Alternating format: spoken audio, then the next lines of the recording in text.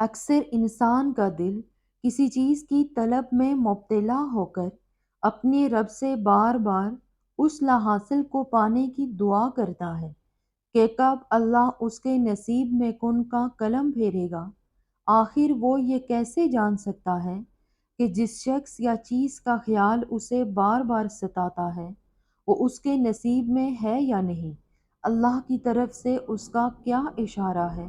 تو یاد رکھنا، جب اللہ تمہاری بار بار مانگی وہ من پسند شخص یا چیز تمہارے نصیب کا حصہ بنانا چاہتا ہے تو یہ ایک خاص نشانی تمہیں ضرور ظاہر کرتا ہے۔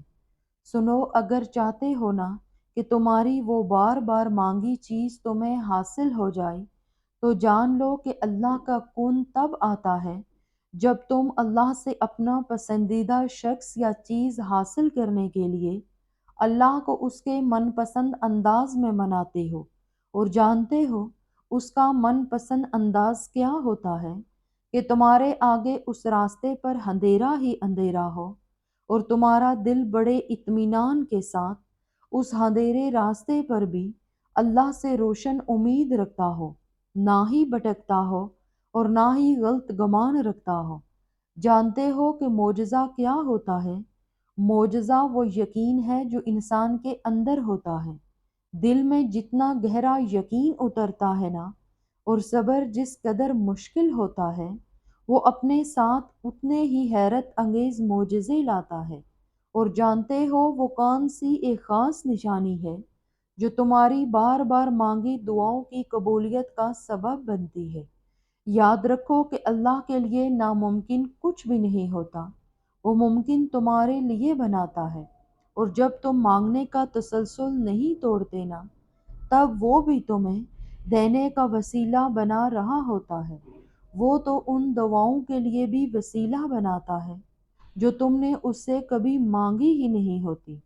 پھر وہ ان دعاؤں کو کیسے ادھورا چھوڑ سکتا ہے جنہیں تم تڑپتے ہوئے اس سے بار بار مانگتے ہو؟ اور جب تم اپنا معاملہ دل سے اللہ کے حوالے کرنے لگتے ہو تو جان لو کہ تمام خطرات کے طوفان ہوں یا پریشانیوں کا ہجوم ہو، تمہارا یہ اللہ پر بھروسہ ایسے عجیب اسباب پیدا فرمائے گا کہ تمہاری ظاہری آنکھیں دیکھتی رہ جائیں گی۔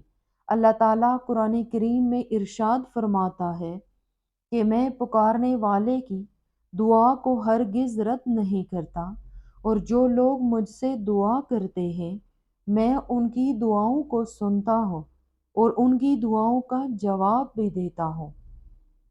تمہاری بار بار مانگی دعا قبولیت سے محروم نہیں ہوتی۔ اللہ تمہاری دعاؤں کے جواب ان تین طریقوں سے دیتا ہے۔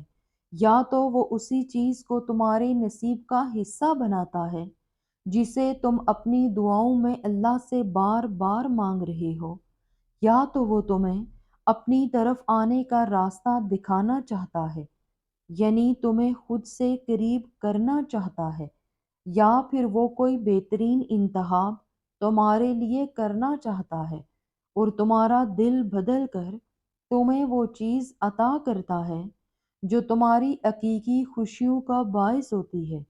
جانتے ہو جب تم حاصل چیزوں پر خوش رہنا سیکھ لیتے ہو تو یہ نشانی ہے کہ وہ رحمان تمہیں لا حاصل کی ان عطاؤں سے بھی نوازنے والا ہے جس کا خیال تمہارے دل کو بے چین رکھتا ہے۔ حضرت علی رضی اللہ تعالیٰ عنہ فرماتے ہیں کہ اللہ تمہارے راستوں کو موڑتا ہے، تمہاری دعاؤں کو نہیں۔ وہ تمہیں اپنے طریقے سے تمہاری من پسند منزل تک لے جاتا ہے۔ اللہ تعالیٰ قرآن کریم میں ارشاد فرماتا ہے، اس وقت کو یاد کرو جب تم اپنے رب سے فریاد کر رہے تھے، پھر اللہ نے تمہاری دعا سن لی۔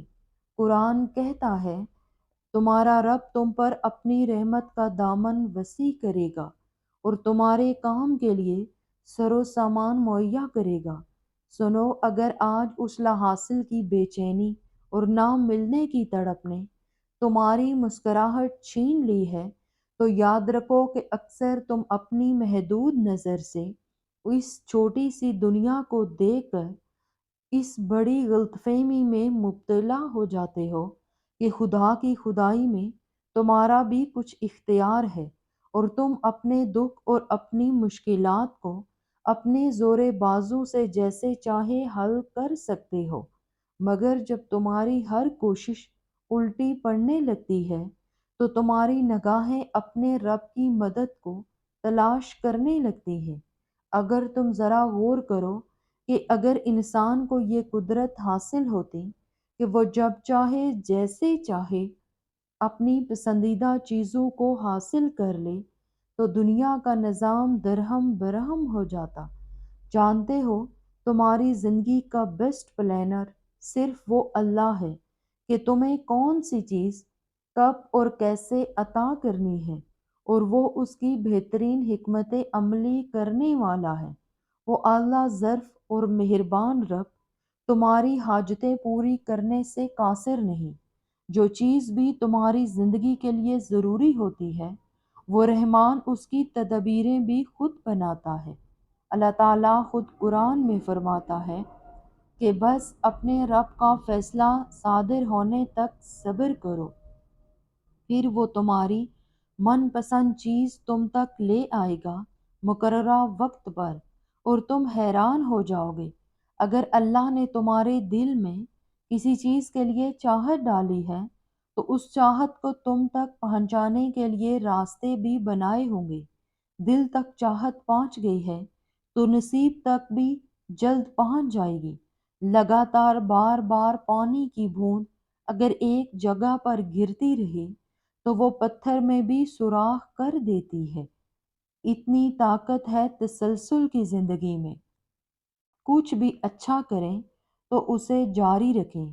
ایک دن بڑے بڑے پہاڑ پیچھے رہ جائیں گے، اور اپنی دعائیں بھی اسی تسلسل کے ساتھ مانگتے رہیں۔ تاخیر ضرور ہو سکتی ہے مگر اجر گمان سے بڑا ہوگا۔ جو اللہ نے تمہارے لیے لکھ دیا ہے وہ امتحان کے لیے تم سے دور تو جا سکتا ہے لیکن کسی اور کو کبھی نہیں مل سکتا، اور جسے دعا میں مانگا جائے اسے تمہارا نصیب بھی تم سے نہیں چھین سکتا۔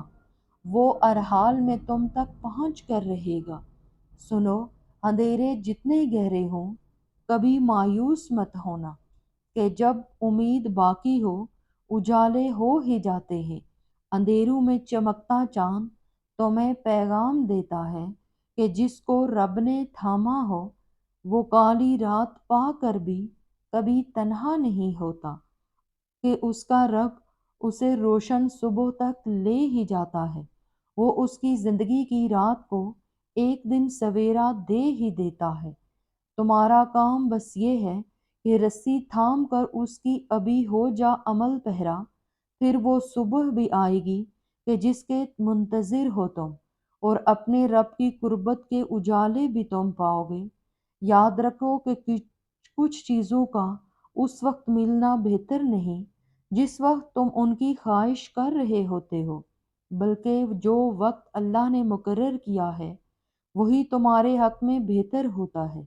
مسلسل ایک ہی دعا کو ہر نماز میں مانگنا کوئی اتفاق تو نہیں ہے۔ یقین رکھو اگر اللہ دل سے دعا کا خیال نہیں نکال رہا تو پھر اس دعا کا پورا ہونا تمہارے نصیب میں لکھا جا چکا ہے۔ سینکڑوں مثالیں موجود ہیں کہ لوگوں نے دعاؤں سے اپنے پسندیدہ شخص اپنے مقدر میں شامل کیے۔ تم بھی اللہ سے نا امید مت ہو۔ ان لوگوں کی کہانی اللہ نے مکمل کی، وہ تمہاری کہانی بھی ادھوری نہیں چھوڑے گا۔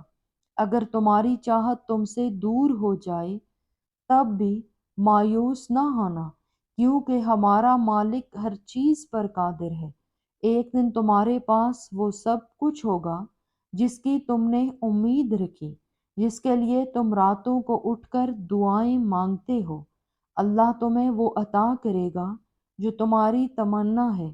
تمہارا خلوص، صبر اور انتظار کبھی ضائع نہیں جاتا۔ بس یقین رکھو اللہ کے فیصلے ہمیشہ بہترین ہوتے ہیں، اور وہ تمہاری دعاؤں کا جواب صحیح وقت پر ضرور دیتا ہے۔ اور جس دن اللہ تم سے راضی ہو گیا اس دن تم اپنی ان اداس آنکھوں سے اپنے نصیب کا بدلنا دیکھو گے اور خوش ہو جاؤ گے انشاء اللہ۔